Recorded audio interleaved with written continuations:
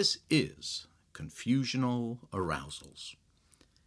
Howard Gardner, in his book Creating Minds, discusses how creativity follows a cycle, similar to the seasons, moving from more creative periods to less.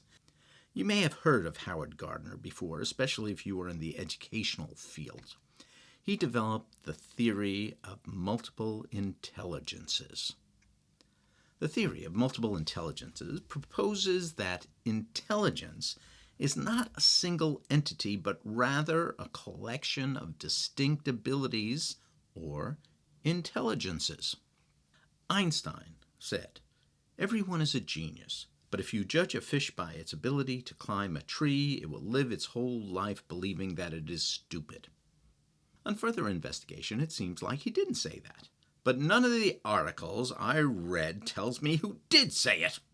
Now there's a government conspiracy. Regardless of who said it, I suppose you think Shakespeare didn't write Shakespeare's plays. Regardless of who said it, it still agrees with Gardner. Everyone has a strength, but not everyone has the same strength. So why assess everyone with the same test? It kind of shoots down the value of standardized testing. Why are ELA, math, social studies, and science the only things that are important? Couldn't interpersonal skills be a great predictor of how successful a person will be at a job or in their community? The original theory identified 8 intelligences: linguistic, logical, mathematical, spatial, musical, bodily kinesthetic, interpersonal, intrapersonal, and naturalistic. Here's a breakdown of the original 8. Linguistic verbal, the ability to use language effectively both in speaking and writing. Logical mathematical, the ability to reason, analyze, and solve logical and mathematical problems. Spatial, the ability to think in 3-dimensional space such as in art, architecture, or navigation. Musical, the ability to appreciate, compose, and perform music. Bodily kinesthetic, the ability to use one's body to solve problems, create things, or express yourself. Interpersonal, the ability to understand and interact effectively with others. Intrapersonal, the ability to understand oneself, including one's strengths, weaknesses, and emotions. Naturalistic, the ability to understand and interact with the natural world. Gardner's theory suggests that individuals possess a unique combination of these intelligences, and that education should be tailored to address these diverse learning styles. Wouldn't it be cool if we could tailor a unique educational plan for each student in our school system? But what the higher-ups say is that the classroom teacher has to differentiate their instruction, which seems to be dealing with these multiple intelligences, while teaching everyone the same thing at the same time, which will be assessed with the state's standardized tests. Yeah, like that is even possible. I wanted to see which groupings of intelligences I am, so I could eviscerate myself in front of my unknown podcast listeners, because eviscerations always get very high ratings, which might lead to sponsorship. Goody, goody. I went to the website idrlabs.com to take my test, and I discovered that it had lots of personality tests, like the serial killer test, the racist test, the Myers-Briggs personality test, and others. I immediately took a How Well Do You Know International Foods test. I got a 64, putting me in the category of adventurous eater. And I am. Although I will not eat any vertebrates or invertebrates, mammals, birds, fish, reptiles, or amphibians. Other than that, I'm all in. Oh wait, I don't like beets, tomatoes, or okra. Gross. But I am getting off track. to my multiple intelligence test. I took it. I will go from lowest to highest. On the bottom is kinesthetic, body smart, 55%. Musical, music smart, 60%. Naturalistic, nature smart, 60%. Logical, number smart, 68%. Interpersonal, people smart, 78%. Visual, visually smart, 82%. Linguistic, word smart, 90%.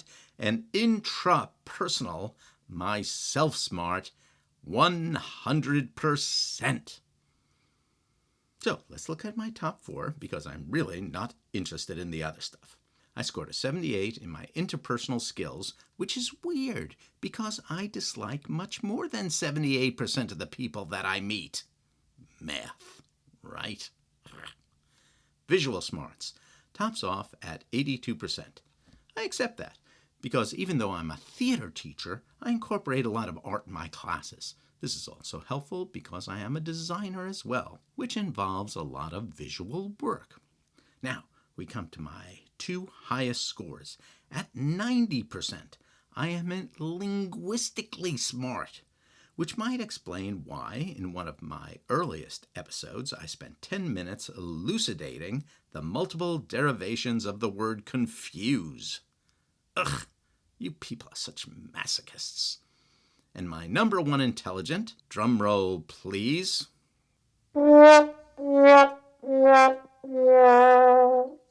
All right, I couldn't be bothered to find a drum roll. I did find a couple of Tootsie Rolls, and I'll describe my highest intelligence while eating one.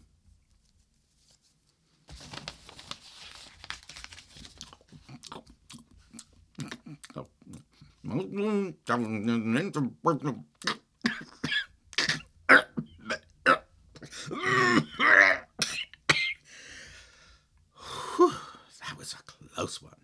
Note to self, avoid Tootsie Rolls and chewing. Let me see if I could just swallow the next one.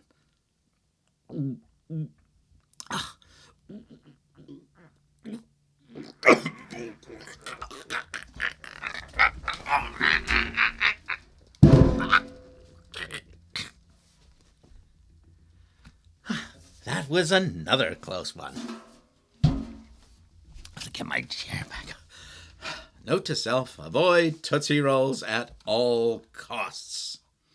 And my number 1 intelligence, sans sound effects, intrapersonal smarts, or me smarts, coming in at 100%. I love myself. Yay me!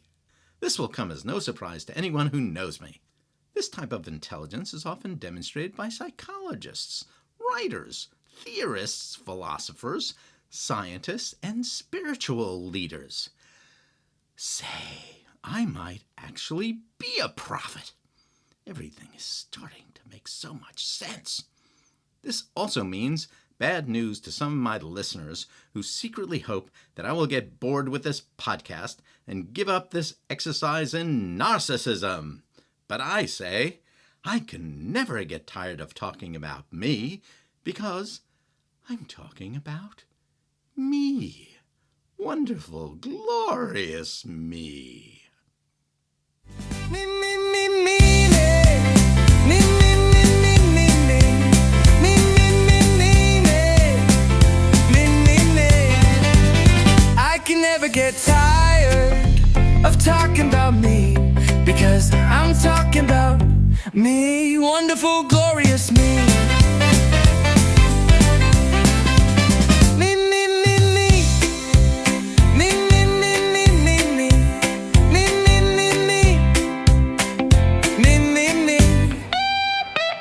Happy me, sad me, angry me, glad me. It's all about me. I can never get tired of talking about me because I'm talking about me. Wonderful, glorious me.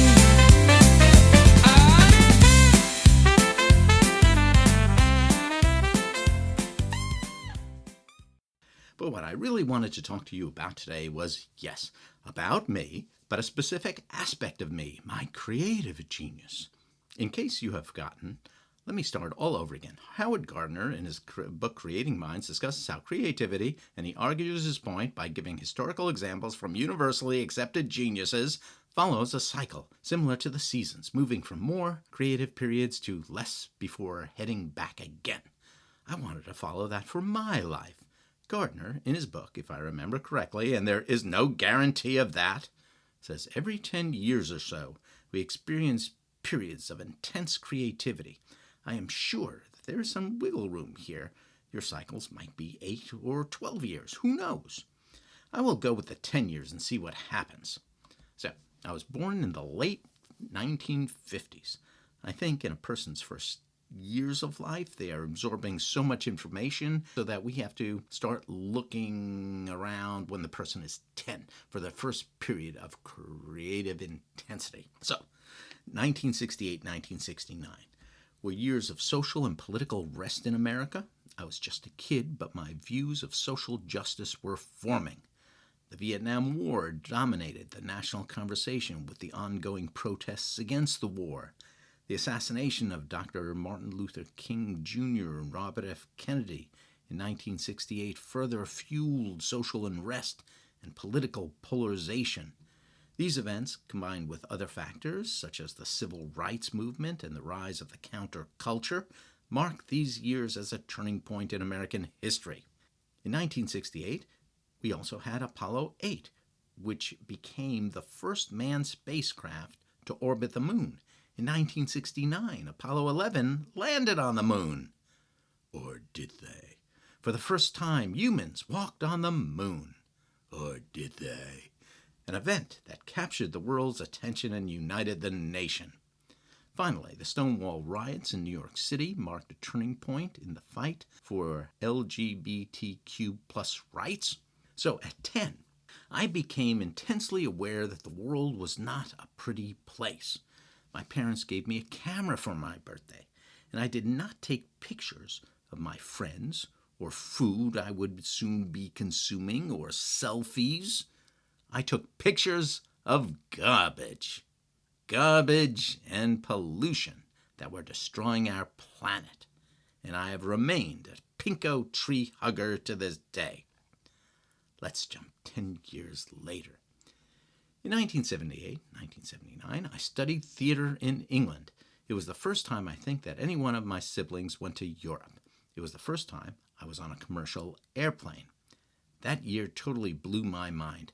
I thought I was hip before, but experiencing a totally different culture for a year changed me forever. I hitched Europe during my winter break with a friend. Almost got arrested by East German police and French police.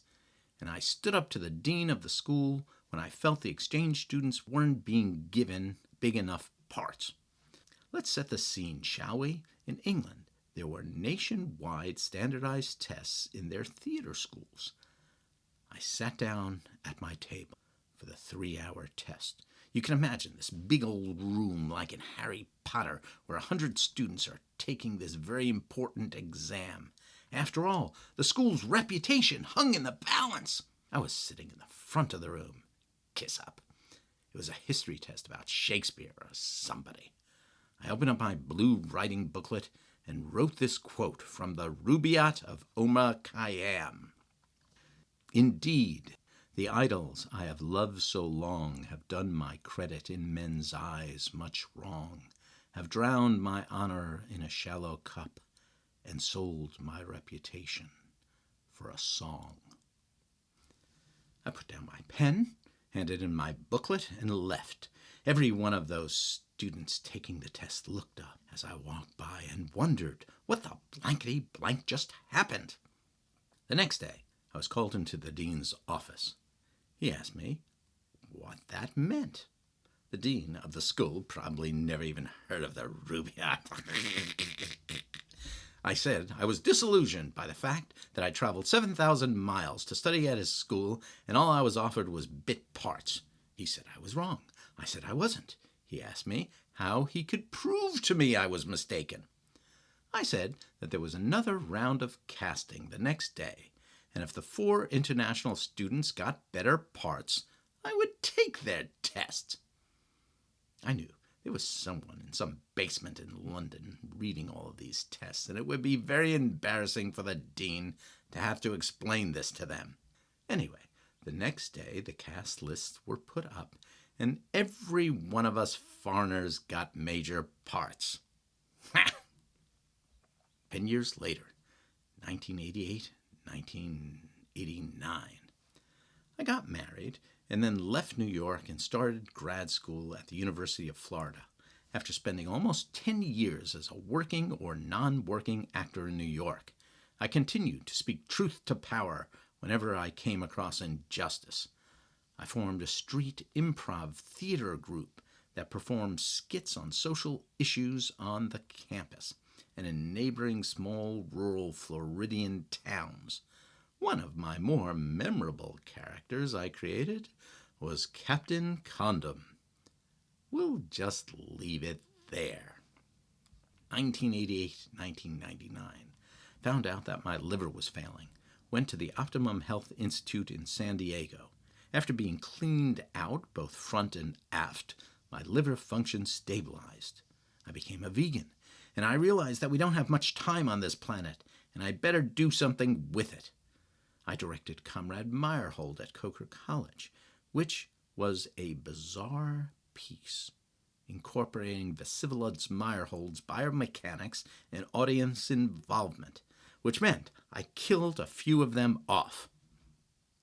Don't worry, they were part of the show. I think they were part of the show.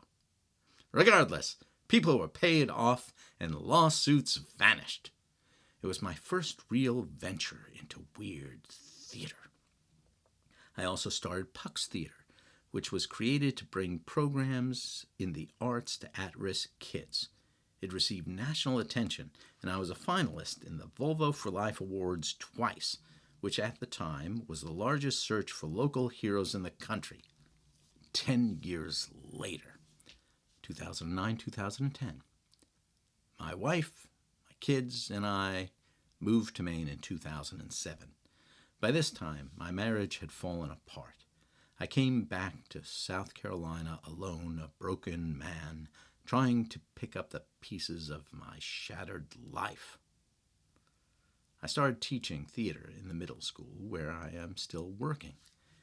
This is the period when I started to write things other than plays, including Cinderella's End Part 1, The Revenge of the Witch. Writing is a way for me to explore my own personal issues. Prince John in the book goes on a 10-year quest to bring back his kidnapped daughter. He thinks he is doing right, but is unaware of the pain he is causing Cinderella, whom he abandoned to go on his adventure. No matter what one does, there are always negative consequences. 10 years later, 2019-2020, the pandemic. While isolating in isolation, I wrote 3 books, Cinderella's End Part 2, Where Evil Lives, which I will be releasing in October. I've already told you that. I don't have to remind you all the time. She Does It All, a children's book about language and girl empowerment, released in 2020, and Man in the Pandemic, about a mid-level office worker who is sent home to isolate in isolation and slowly loses his touch with reality. No autobiographical components there at all. This was released in 2021. During this time, I developed a pretty intense work ethic that has continued to this day. Right now, I'm working on 2 ebooks, 4 print books, which could all be done by the end of the year, and of course this podcast, which I write, record, edit, create the music for, and do all the social media stuff.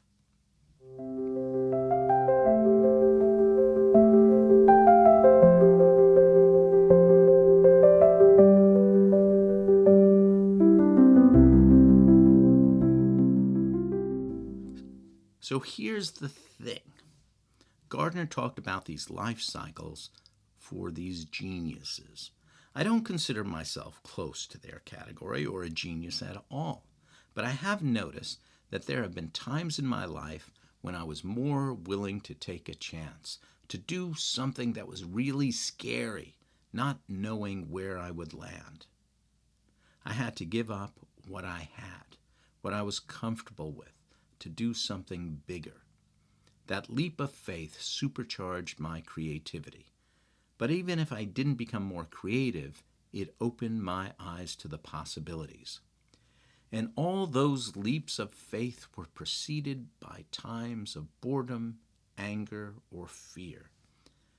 I personally needed that suffering to realize that I wanted something more, because I wouldn't let go of the past if I could still maintain my grasp on something that was already gone. I think this is universal. Life is about change. Most times, we don't want to change. This causes us to become miserable where we are. But we are unwilling or unable to move on, and we will remain miserable until we walk away from what is holding us back. The change doesn't have to be anything big.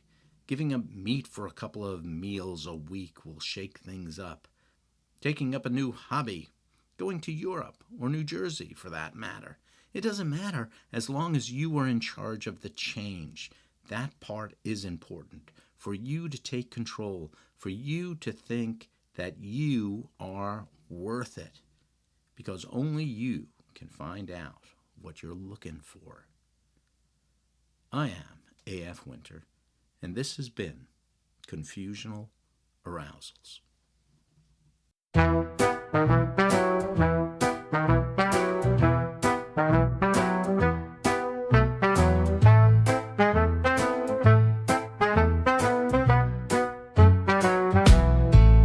There are times when the world is so unforgiving, no joy left for the living.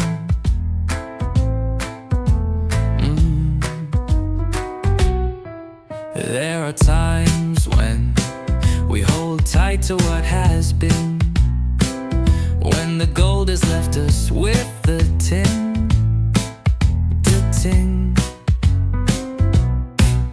So we stay and hope for better, as our lives get sadder and sadder. We want a life that is unfettered, but we have become a sad regretter. Take a leap of faith into the grand abyss. What you have left behind will not be missed. Through all your fear and all your pain, taking a chance is what will make you feel like you again. So take a chance on a future that's not set, without the fears, without regrets. So take a chance on things to come. Surprise yourself with who you will become.